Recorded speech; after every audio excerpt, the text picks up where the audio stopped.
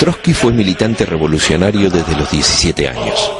Luego de tiempos de cárcel y deportación, regresó a su país para 1905, año de la primera revolución rusa, en la que las masas trabajadoras crearon los soviets, los consejos de obreros, soldados y campesinos. Con solo 26 años, fue elegido presidente del Soviet de Petrogrado y considerado el más destacado orador y dirigente de la revolución. Encarcelado y deportado a Siberia con toda la dirección del Soviet, fue tajante en su libro Balance y Perspectivas. El mundo está preparado para la revolución socialista, incluso en la atrasada Rusia. A la dictadura del capital, dominio de una minoría explotadora, había que oponerle la dictadura del proletariado, el poder de las clases oprimidas y explotadas. 1905 había demostrado la hegemonía política de la ciudad en un país mayoritariamente campesino. Para Trotsky, los trabajadores urbanos eran los que podían dar salida a las penurias de las masas campesinas, acaudillándolas hacia la toma del poder.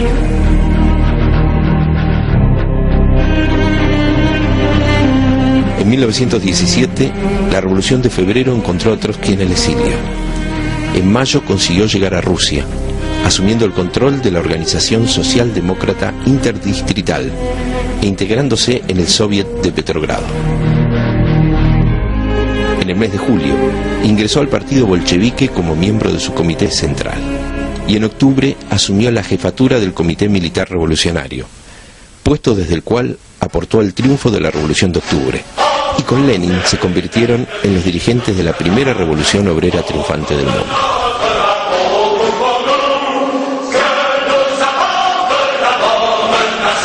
Como comisario de guerra, se encargó de la creación y dirección del Ejército Rojo. Su rol fue clave para la defensa de las grandes conquistas de la revolución, enfrentando a 14 ejércitos imperialistas en la guerra civil. Lenin dijo: muéstreme usted otro hombre capaz de organizar en el término de un año un ejército que es casi un modelo y de ganarse el respeto de los especialistas militares. Nosotros tenemos ese hombre, lo tenemos todo y haremos maravillas.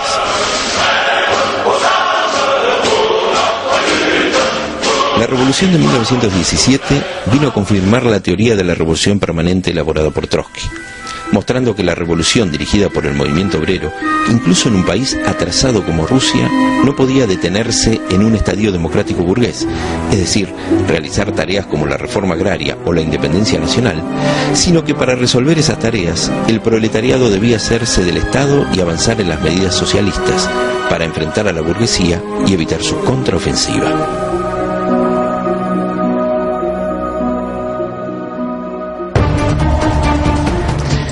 En 1927, las lecciones de la Revolución China le permitieron a Trotsky generalizar esta teoría. Ya no solo tenía validez para Rusia, sino para el conjunto de los países atrasados que por la situación en el terreno internacional y la relación de clases internas podrían llegar más rápidamente a la formación de un Estado obrero. Pero para alcanzar el socialismo, la clase obrera debía conquistar el poder en los países desarrollados en la perspectiva de la Revolución Mundial.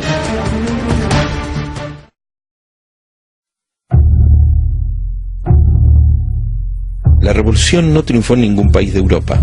La Unión Soviética se encontraba aislada. La derrota de la Revolución Alemana de 1923 confirmó el aislamiento. Siglos de atraso económico y cultural heredados del imperio zarista, la devastación provocada por la Primera Guerra Mundial, la guerra civil con la pérdida de miles de valiosos revolucionarios y el cansancio de las masas dejaban una situación enormemente difícil. El partido bolchevique debió cargar sobre sí las grandes tareas del sostenimiento de la revolución.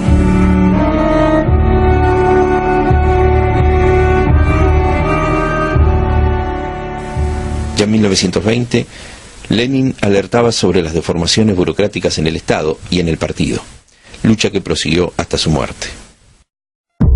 En 1923, Trotsky, junto a eminentes bolcheviques, se erigía como líder de la oposición de izquierda, enfrentando las tendencias burocráticas del partido contra Stalin, quien como secretario de organización del partido bolchevique las favorecía.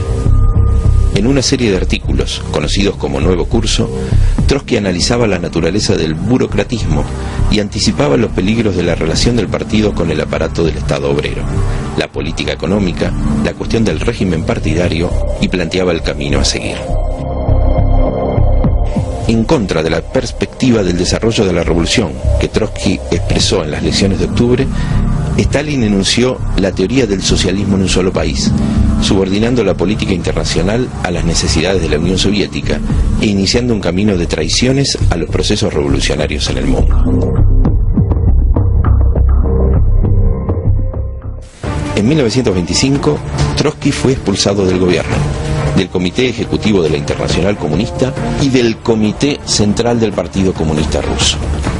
En 1928 fue deportado a Alma-Ata, junto con cientos de oposicionistas.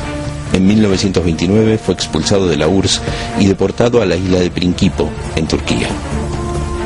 En 1929, Trotsky escribió Stalin, el gran organizador de derrotas, que incluye la crítica al proyecto de programa para el 6º Congreso de la Internacional Comunista, atacando el núcleo de la teoría del socialismo en un solo país, planteando las lecciones de la Revolución China y criticando la orientación política que definió ese Congreso, llamada del Tercer Período.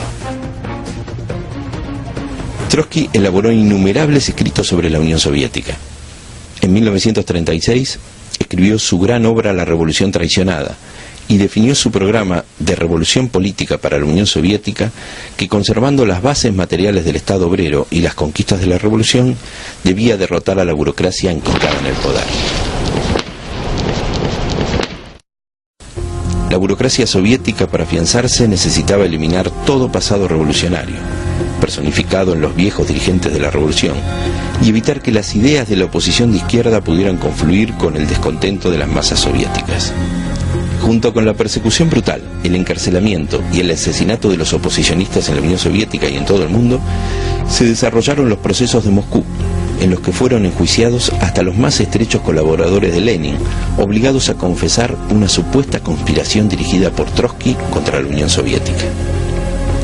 En 1937, Trotsky llegaba a México, el único país que le otorgó asilo. Allí organizó una comisión investigadora con notables de todo el mundo, la Comisión Dewey, que dictaminó la inocencia de Trotsky en todas las acusaciones de Stalin en su contra.